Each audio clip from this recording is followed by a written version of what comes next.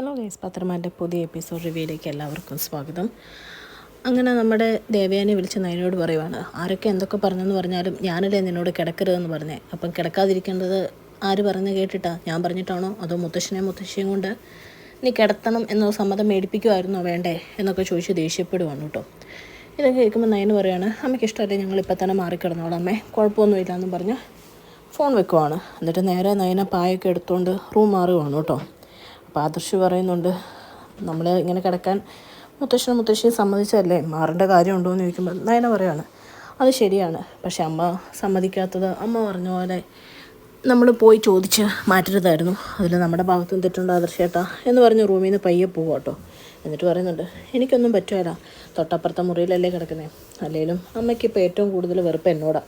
അപ്പോൾ അമ്മയ്ക്ക് വെറുപ്പുണ്ടാവുന്ന ഞാൻ ജീവിച്ചിരിക്കണം എന്ന് തന്നെ എനിക്ക് വലിയ ആഗ്രഹമില്ല എന്നൊക്കെ പറയുവാണ്. ഇതൊക്കെ കേൾക്കുമ്പോൾ ആദർശിന് നല്ല വിഷമമാവുകയാണ് കേട്ടോ. അത് കഴിയുമ്പോൾ നയനയുടെ മുറിയിലോട്ട് പോയി കിടക്കുവാണ്. അവിടെ കിടക്കുമ്പോൾ നയനയ്ക്കാകെ വിഷമമുണ്ട്. ആദർശ് ചിന്തിക്കുവാണ്, മലയ്ക്ക് പോകുമ്പം ദൈവങ്ങളെ, എൻ്റെ അമ്മ എൻ്റെ ഭാര്യയെ സ്നേഹിക്കാൻ ഒരു കാരണവും കൂടെ ഉണ്ടാക്കി തരണേ, അവരിങ്ങനെ പിരിയുന്നതും അകന്നിരിക്കുന്നതും എനിക്ക് ഒരുപാട് വിഷമമാണ് എന്നൊക്കെ പറഞ്ഞ് പ്രാർത്ഥിക്കുവാണ്. അങ്ങനെ പ്രാർത്ഥിച്ച് കഴിയുമ്പോഴേക്കും ദേവയാനിക്ക് ഭയങ്കര വയറുവേദന എടുക്കുവാണ് കേട്ടോ. വേദന എടുത്തിട്ട് സഹിക്കാൻ പറ്റാതെ ദേവയാനി അവിടെ കിടന്ന് ഒച്ച വെക്കുവാണ്. ഇത് കേട്ട് ജലജയും ജാനകിയും കൂടെ എഴുന്നേക്കുവാണ്. എന്നിട്ട് അവർ പറയുന്നുണ്ട്, എടുത്തി എന്ത് പറ്റിയെന്ന് ചോദിക്കുമ്പോഴേക്കും പറ്റുന്നില്ല എന്ന് പറഞ്ഞ് ആകെ കരയുവാണ് കേട്ടോ ദേവയാനി. അപ്പോഴേക്കും പെട്ടെന്ന് അവർ പോയിട്ട് ഡോക്ടറിനെ വിളിക്കുവാണ്. ഡോക്ടർ അവിടെ ഹോസ്പിറ്റൽ ഇല്ലാത്ത സമയമായതുകൊണ്ട് നഴ്സുമാരൊക്കെ ഡോക്ടറിനെ വിളിച്ചു വരുത്തുവാണ് കേട്ടോ.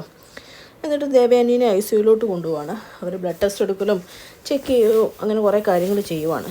ആ സമയത്ത് ജലജ പയ്യെ അബീനെ വിളിക്കുവാണ് കേട്ടോ ഫോണെടുത്ത്. ജാനകി അവിടെ ICUവിൻ്റെ അവിടെ വെയിറ്റ് ചെയ്ത് നിൽക്കുമ്പോൾ അപ്പോഴേക്കും അബി ചോദിക്കുന്നുണ്ട്, എന്താ അമ്മേ, എന്തെങ്കിലും നല്ല വാർത്തയുണ്ടോ എന്നിങ്ങനെ ചോദിക്കുവാണ്. ആ സമയത്ത് ഫോൺ ബെല്ലടിക്കുന്നതായിട്ട് നബി ചോദിക്കുന്നുണ്ട്, ആരാ ഈ രാത്രി വിളിക്കുന്നേ എന്ന് ചോദിക്കുമ്പോഴേക്കും അമ്മയാ എന്ന് പറയുന്നുണ്ട് കേട്ടോ അബി. അപ്പോഴേക്കും നബി പറയുന്നുണ്ട്, ഓ അവർക്ക് എൻ്റെ തല തിന്നാനുള്ള എന്തെങ്കിലും ഒരു കാരണം കിട്ടിക്കാണും, അതായിരിക്കും വിളിക്കുന്നത് ഈ രാത്രിയിൽ, അവർക്ക് ഈ രാത്രിയിലേലും സ്വസ്ഥത തന്നുകൂടെ എന്നൊക്കെ ചോദിക്കുന്നുണ്ട്. അപ്പോൾ അബി അവിടെ നിന്ന് പയ്യെ എഴുന്നേറ്റ് പോവുക കേട്ടോ. എഴുന്നേറ്റ് പോയിട്ട് ചോദിക്കുകൊണ്ട്, എന്താ അമ്മേ, അമ്മായി മരിച്ചോ എന്ന് ചോദിക്കുവാണ്. അപ്പോഴേക്കും ജലജ പറയാണ്, ഓ മരിച്ചെങ്കിൽ എനിക്ക് ഇതിൽ കൂടുതൽ സന്തോഷം ഉണ്ടാവുമല്ലടാ, ഇതതിന് സന്തോഷമുണ്ട്, അവർക്ക് പിന്നെയും കൂടി ICUയിലോട്ടാക്കി എന്ന് പറയാം കേട്ടോ. ഇത് കേൾക്കുമ്പോൾ അബിക്ക് ഒരുപാട് സന്തോഷമാവുകയാണ്. എന്നിട്ട് അബിയോട് ജലജ പറയാം, എല്ലാം അവിടെ കിടന്ന് സൂഹിച്ചുറങ്ങുക, നീ ഒരു കാര്യം ചെയ്യാം, ചെന്ന് എല്ലാത്തിനെയും വിളിച്ചെഴുന്നേപ്പിച്ച് ഇത് പറ, ഇവിടെ വരട്ടെ, എനിക്കെന്തോ ഇവിടുത്തെ കിടപ്പൊന്നും തീരെ സുഖമാവുന്നില്ല, പിന്നെ പുള്ളിക്കാരിയുടെ പോക്ക് കണ്ടിട്ട് വിവരം എല്ലാവരോടും പറയേണ്ട അവസ്ഥയിൽ തന്നെ കാര്യങ്ങൾ വന്നെത്തും എന്നും എനിക്ക് തോന്നുന്നുണ്ടെന്ന് പറയുക. ഇതൊക്കെ കേൾക്കുമ്പോൾ അബി പറയുന്നുണ്ട്, അത് അമ്മ എന്നോട് പ്രത്യേകം പറഞ്ഞു തരേണ്ട കാര്യമുണ്ടോ, ഇങ്ങനൊരു ഹാപ്പി ന്യൂസ് കേട്ട് കഴിഞ്ഞാൽ ഞാനത് എല്ലാവരോടും പറയുവേലേ എന്ന് പറഞ്ഞ് അബി ഫോൺ വെച്ചിട്ട് നേരെ പോവുകയാണ് കേട്ടോ, ആദർശിനെയും ജയനെയൊക്കെ അറിയിക്കാൻ വേണ്ടി. ആദ്യം ചെന്ന് ജയൻ്റെ മുറിയിൽ വാതിൽ കെട്ടുവാണ്. അപ്പോൾ ജയൻ ചോദിക്കുന്നുണ്ട്, എന്താടാ ഹോസ്പിറ്റലിൽ നിന്ന് ആരെങ്കിലും വിളിച്ചോ, എന്താ നിൻ്റെ മുഖം എന്തോ പോലെ ഇരിക്കുന്നത് എന്ന് ചോദിക്കുവാണ്.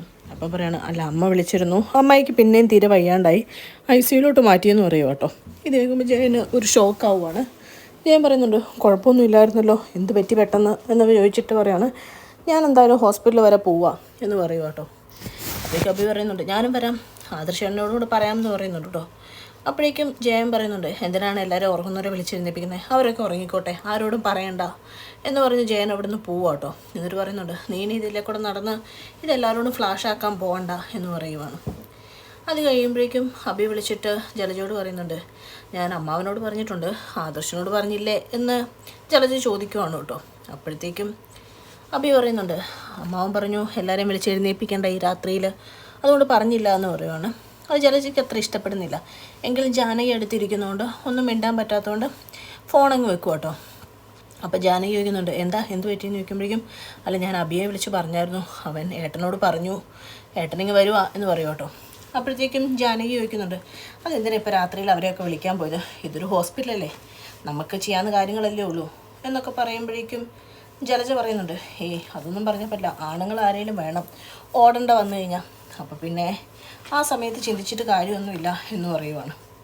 അപ്പോഴത്തേക്കും ജാനകി പറയുന്നുണ്ട്, ഇതറിഞ്ഞു കഴിഞ്ഞാൽ അവിടെ 2 അവളുമാരുണ്ടല്ലോ, അവളുമാർക്ക് ഭയങ്കര സന്തോഷമാവും, അതാ പറയണ്ടെന്ന് പറഞ്ഞേ എന്ന് പറയും കേട്ടോ. അപ്പോഴേക്കും ജയനങ്ങ് വരുമ്പോഴേക്കും ജാനകി പറയുവാണ്, ഇടത്തേക്ക് പെട്ടെന്ന് കൂടി, ഇപ്പോൾ ICUയിലോട്ട് മാറ്റി എന്നൊക്കെ പറയുക.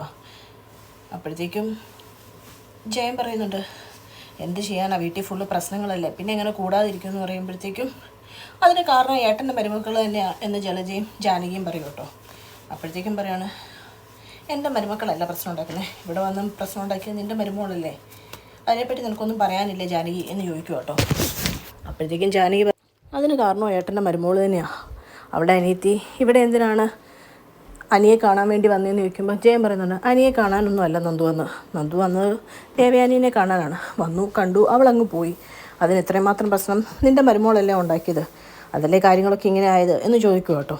അപ്പോഴത്തേക്കും ജാനകി പറയാണ്, അല്ലെങ്കിലും ഏട്ടൻ്റെ മരുമകളെ മാത്രമേ സപ്പോർട്ട് ചെയ്യുള്ളൂ എന്ന് പറയുമ്പോഴേക്കും ജയൻ പറയുന്നുണ്ട്, ഞാൻ നിന്നെ സപ്പോർട്ട് ചെയ്തിരുന്നൊരു കാലം ഉണ്ടായിരുന്നല്ലോ, നിൻ്റെ ഉള്ളിൽ നന്മ ഉണ്ടായിരുന്നപ്പോൾ, പിന്നെ ഇപ്പം നിൻ്റെ മരുമകൾ എന്തെങ്കിലും പ്രശ്നങ്ങളോ ഉണ്ടാക്കുന്നുണ്ടെങ്കിൽ നന്ദുവിൻ്റെ പുറകെ അനിയെന്ന് ഇപ്പോഴും പറയുന്നുണ്ടെങ്കിൽ അത് നിൻ്റെ മരുമകളുടെ തന്നെ കഴിവുകേടാ, അതിനെ മറ്റുള്ളവരെ കുറ്റപ്പെടുത്തിയിട്ട് കാര്യമില്ലല്ലോ എന്ന് പറയുവാണ്. ഇതൊന്നും ജാനകിക്ക് തീരെ ഇഷ്ടപ്പെടുന്നില്ല.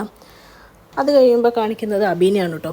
രാവിലെ കോലം വിളിച്ചുകൊണ്ടിരിക്കുന്ന നമ്മുടെ നയനയുടെ അടുത്ത് വന്നിട്ടും ആദർശിൻ്റെ അടുത്ത് വന്നിട്ടും പറയണേ, അമ്മാവനിവിടെ ഇല്ല, രാത്രി ഹോസ്പിറ്റലിൽ പോയായിരുന്നു, നിങ്ങളോട് പറയണ്ടെന്ന് പറഞ്ഞുകൊണ്ടാണ് പറയാതിരുന്നത്, അമ്മായിക്ക് പിന്നെയും ഒട്ടും വയ്യാണ്ടായി എന്ന് പറയും കേട്ടോ. ഇത് കേൾക്കുമ്പോൾ നയന പറയുന്നുണ്ട്, അയ്യോ എന്ത് പറ്റി, ഞാനും വരുന്നുണ്ട് ആശുപത്രിയിൽ എന്ന് പറയാം. അപ്പോൾ അബി പറയുന്നുണ്ട്, അതിൻ്റെ ആവശ്യമൊന്നുമില്ല, അമ്മയും അപ്പച്ചിയൊക്കെ അവിടെ ഉണ്ടല്ലോ എന്നിങ്ങനെ പറയുവാണ്. അപ്പോഴത്തേക്കും നയന പറയണം, അതും കൂടെ കൊണ്ടാണ് ഞാൻ വരാമെന്ന് പറഞ്ഞ്, അവരല്ലേ ഇന്നലെ ഫുൾ അവിടെ നിന്നത്, അവർക്കിന്ന് വീട്ടിലോട്ടും വരാമല്ലോ, എനിക്ക് ഡ്രസ്സൊന്നും മാറാനില്ല ആദർശേട്ടാ, ഈ ഡ്രസ്സ് തന്നെ മതി, നമുക്ക് എത്രയും പെട്ടെന്ന് പോകാമെന്ന് പറയും കേട്ടോ. അപ്പോഴത്തേക്കും ആദർശ് നയനയുടെ കൂടെ വണ്ടിയിലോട്ട് കയറുവാണ്. അപ്പോൾ ഇങ്ങനെ ചിന്തിച്ചുകൊണ്ടിരിക്കുന്ന ആദർശിനെ കണ്ടിട്ട് നയന ചോദിക്കുവാണ്, നമ്മൾ അമ്മയ്ക്ക് കൊടുത്ത വാക്ക് തെറ്റിച്ചുകൊണ്ടാണോ ഇങ്ങനെ സംഭവിച്ച്, അത് ഓർത്താണോ ആദർശേട്ടൻ വിഷമിച്ച് നിൽക്കുന്നതെന്ന് ചോദിക്കുവാണ്. അപ്പോൾ ആദർശ് പറയുന്നുണ്ട്, അതൊന്നുമല്ല, എന്താ ഇങ്ങനെ സംഭവിച്ചതെന്ന് ഓർക്കുമായിരുന്നു എന്നൊക്കെ പറഞ്ഞ് അവിടുന്ന് അവർ രണ്ടും കൂടെ അങ്ങ് പോവുകയാണ്. ഇതൊക്കെ കാണുമ്പോൾ അബിക്ക് ഭയങ്കര സന്തോഷമാവുകയാണ് കേട്ടോ. എന്നിട്ട് ചിന്തിക്കുവാണ്, ഇങ്ങനെ ഇവരൊക്കെ എന്നോ ഹോസ്പിറ്റലിൽ പോയി നിന്ന ഈ വീട് ഇതിൻ്റെ സാമ്രാജ്യമൊക്കെ എനിക്ക് ഭരിക്കാമെന്നുള്ള രീതിയിൽ അബി ഇങ്ങനെ നിൽക്കുവാണ് കേട്ടോ. അതേ സമയത്ത് ജയനും ജാനകിയൊക്കെ ആയിട്ട് അനാമികയുടെയും നയനയുടെയും പേര് പറഞ്ഞ് തർക്കം നടക്കുവാണ്. അപ്പോഴേക്കും ഡോക്ടർ വന്നിട്ട് ജയനെ വിളിച്ചുകൊണ്ട് പോവുകയാണ് കേട്ടോ. ജയനെ വിളിച്ചുകൊണ്ട് പോകുമ്പോഴത്തേക്കും ജയനോട് പറയുവാണ്, പൊതുവെ ഇങ്ങനെ ഒരു ആഫ്റ്റർ എഫക്റ്റ് ഉണ്ടാവുന്നതല്ല, ഉണ്ടായ സ്ഥിതിക്ക് സൂക്ഷിക്കാതിരിക്കാൻ പറ്റുമല്ല, ലിവർ സംബന്ധിച്ച് എന്തോ വലിയ കംപ്ലയിൻ്റ് ഉണ്ട്, ബ്ലഡ് ടെസ്റ്റൊക്കെ എടുത്തിട്ടുണ്ട്, സീനിയർ ഡോക്ടേഴ്സിനോട് റെഫർ ചെയ്തുകൊണ്ടിരിക്കുവാണ്, നമുക്ക് എന്താണെന്ന് വെച്ചാൽ ചെയ്യാം സാർ എന്ന് പറയുവാണ്. അത് കഴിയുമ്പോഴേക്കും ജയൻ അത് തിരിച്ചു വന്ന് ഇവരോട് ഇങ്ങനെ സംസാരിച്ചുകൊണ്ടിരിക്കുവാണ്. അങ്ങനെ ഇരിക്കുന്ന സമയത്ത് ജലജ പറയുന്നുണ്ട്, ഇതിനെ നിങ്ങളുടെ മരുമോൾ അറിഞ്ഞു കഴിഞ്ഞാൽ അവൾക്ക് ഭയങ്കര സന്തോഷമായിരിക്കും എന്നൊക്കെ പറയുക കേട്ടോ. അങ്ങനെ സംസാരിച്ചുകൊണ്ടിരിക്കുമ്പോഴാണ് ആദർശ് നയനയും കൂടെ കയറി വരുന്നത്. ആദർശനെ നയനെ നോക്കിയിട്ട് ജലജ ജാനകിയോട് പറയുന്നുണ്ട്, ആദ്യം വരുന്നുണ്ട് 2 എന്നിങ്ങനെ പറയുവാണ് കേട്ടോ. അങ്ങനെ അവരെ നോക്കിക്കൊണ്ട് നിൽക്കുന്ന ആവശ്യമാണ് ഇന്നത്തെ എപ്പിസോഡ് അവസാനിക്കുന്നത്. ചാനൽ ഇഷ്ടപ്പെട്ട് കഴിഞ്ഞാൽ ലൈക്ക് ചെയ്യാനും സബ്സ്ക്രൈബ് ചെയ്യാനും കമൻറ്റ് ചെയ്യാനും മറക്കരുത്. താങ്ക്